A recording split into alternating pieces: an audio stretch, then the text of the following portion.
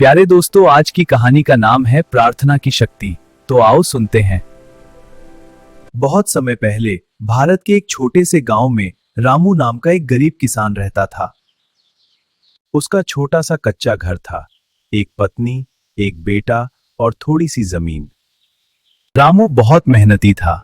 वह सुबह सूरज निकलने से पहले खेत में पहुंच जाता और देर शाम तक काम करता।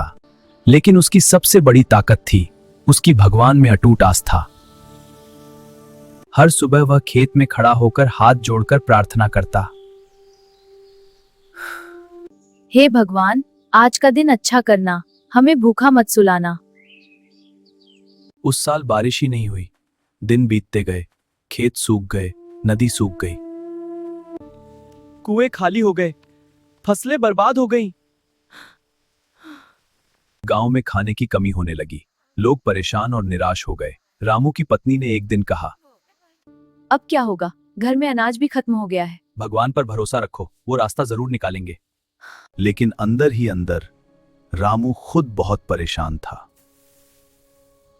गांव के कई लोगों ने भगवान से उम्मीद छोड़ दी। एक दिन कुछ लोग रामू से बोले,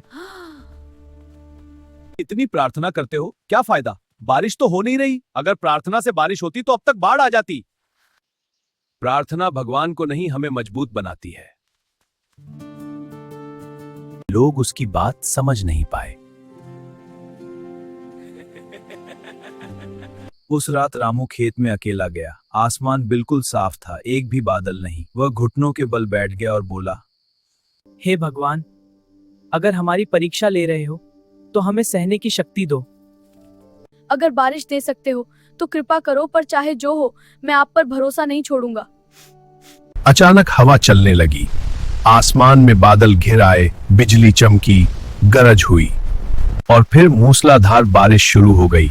सूखी धरती ने पानी को जैसे गले लगा लिया।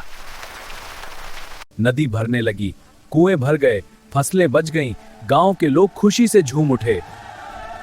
अगली सुबह सब लोग रामू के घर पहुंचे। तुम्हारी प्रार्थना से ही बारिश हुई। बारिश तो तब आई जब उसका समय था, लेकिन प्रार्थना ने मुझे उम्मीद दी, हिम्मत दी और विश्वास बनाए रखा। गांव वालों को अपनी गलती समझ में आ गई। उस दिन से पूरे गांव ने प्रार्थना करना शुरू कर दिया, डर से नहीं, विश्वास से। कहानी की सीख है कि सच्ची प्रार्थना चमत्कार से पहले दिल को मजबूत बनाती है। और ये भी कि भगवान पर विश्वास रखने वाला कभी अकेला नहीं होता। कहानी को लाइक, शेयर, सब्सक्राइब करना ना भूलें और अपने दोस्तों से भी शेयर करना।